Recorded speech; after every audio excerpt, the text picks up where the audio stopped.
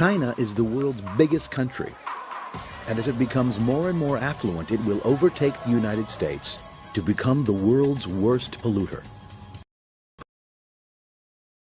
Human overpopulation is the increase in growth of the human population in a certain area that exceeds the available resources. Along with an increased human population, there is also a high demand for more food and water supplies, more jobs, and more homes.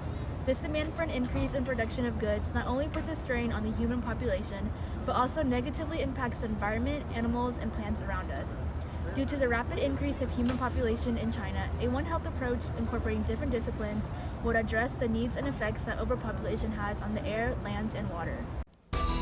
Beijing's thick smog, a constant reminder that air pollution is a problem China cannot afford to ignore. But is the government really trying to tackle the issue and strike the right balance between its impressively rapid economic growth and the quality of life in its cities? China's environmental yin and yang. The one-child policy was implemented by the Chinese government in 1979 in response to an explosive population growth. It was intended to alleviate the social, economic, and environmental problems associated with the country's rapidly growing population. However, we saw a change in October 29, 2015 as the law changed to accommodate two-child policy to support the aging population as well as economic growth. However, as the world becomes more populated, we're seeing an increase in air pollution. According to the World Health Organization, China is one of the world's deadliest countries for outdoor air pollution. In 2013, the Chinese government announced an ambitious plan to curb air pollution across the nation, including setting home limits on burning coal and taking high-polluting vehicles off the roads. However, much still needs to be done, such as tightening the controls for power plants to reduce emissions, introducing cleaner fuel standards, switching to electric vehicles, and restricting the construction of power plants and other energy-intensive industries near residential areas. I propose founding an NGO that provides services similar to Planned Parenthood. By providing young, unmarried Chinese with easier access to contraception and information about the One Health importance of family planning, we can effectively mitigate overpopulation and the air pollution it causes. This magnitude may require generous amounts of funding to be used from large-scale productions such as finding substitutions for industrial machinery to small-scale productions such as implementing public awareness workshops that are aimed to educate those of why it is important to decrease introduction of hazardous wastes into the air.